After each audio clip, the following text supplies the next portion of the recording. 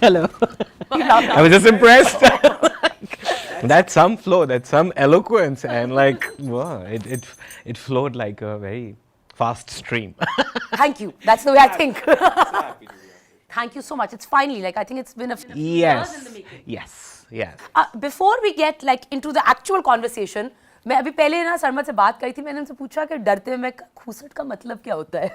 Buddha. I know, but I mean, there are more impolite words for it, khadoos and whatnot.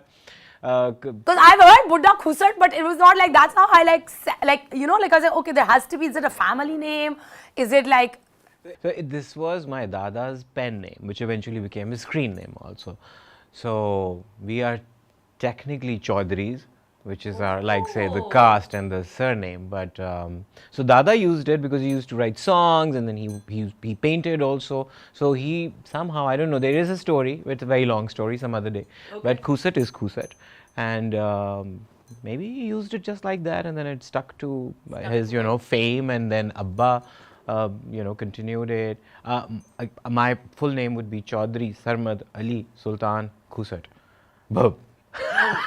ये सब लोग His Highness भी लगा देते हैं, मियाँ भी लगा देते हैं, पांचों लोग जो है ना, so इसीलिए wow, that's a long name. हाँ नहीं, वो बस इसीलिए कहीं मैं कुछ इस्तेमाल कर लेता हूँ, कहीं कुछ, so कहाँ पे क्या इस्तेमाल करते हैं? मतलब शनाख्ती कार्ड के ऊपर सिर्फ दरमियान वाला है, स्क्रीन पे सरमद नहीं, सरमद अली सुल्तान, और वैसे सरमद खूसट है जब मैं अदाकारी कर रहा होता हूँ, क्योंकि एक्टरों के नाम अच्छे लगते हैं 2, हाँ लेकिन डायरेक्टर का नाम अच्छा लगता है 3. Sorry. I don't take any of it that serious. I know, I was just going to say that I've never heard of this before. Acha, okay. So, Cannes Film Festival. Yes. How?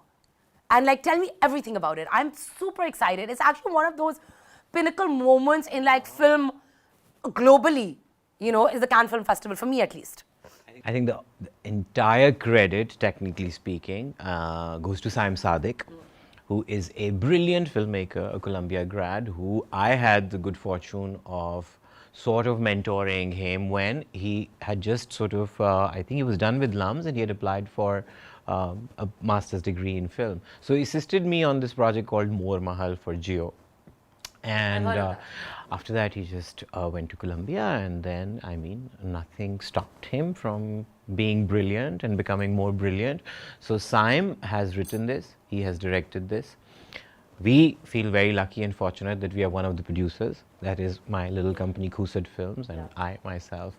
So that's about it. That's all you want to reveal for now. That is all you want to reveal. I thought maybe I could push you a little bit to give me a little bit I mean, more. things that are already, say public knowledge. I mean, the cast, I mean, it has this wonderful, like, just amazing, like, force of nature type actor, this trans girl, Alina, who is our lead.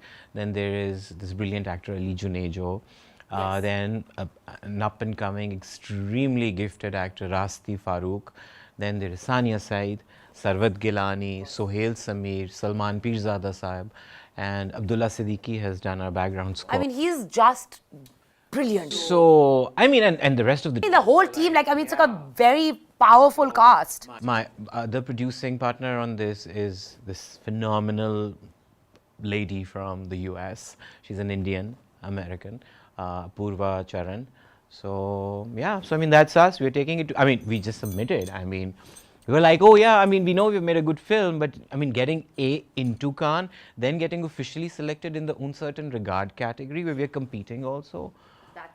So I mean, I would be just happy just there. I have half a mind of just getting on a plane with you guys and coming. I've got my visa. I'm like, chale chalte inke saath hi. But as luck would have it, it's a bit twisted for me because, you know, with Kamli Promotions and Kamli releasing on the 3rd of June and this happening on the 23rd, like our screening, and Cannes has already, no, it kicks off tomorrow.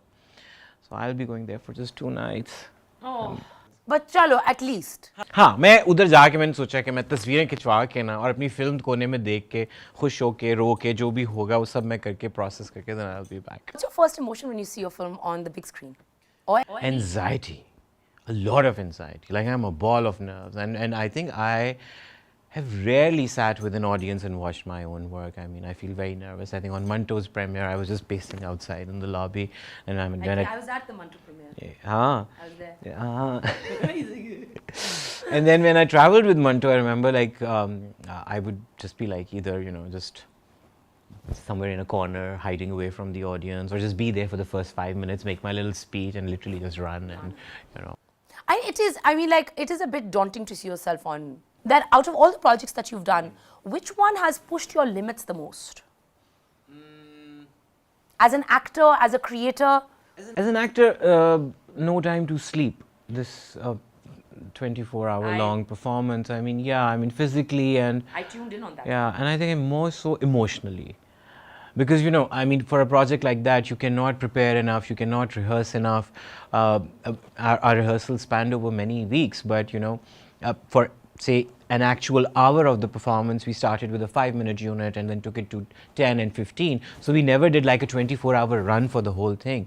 But in real time, I think it just became like actually one of those, locked up type situations, real situations. Because you have to also put yourself into the frame of mind, and then for 24 hours to continuously carry it on is a very different thing than acting. Like say, like I mean, there are like international actors also say when there's a very powerful role that I mean, I remember Jack Nicholson told Heath Ledger when he took on the Joker that this role will consume you. So, but even then you're doing it over a span of like over a few months or a few weeks, and like it's a bit by bit every day. But imagine like that intensity on 24 hours, which is like non-stop. I mean, what did you do to kind of get out of that role? So, I had these two remarkable people working with me on it. These two other than my remarkable sister. She was the main producer and the director of the show. But these two people who had come from the UK to sort of, they designed the whole thing with her, and they sort of were there to help me with the performance.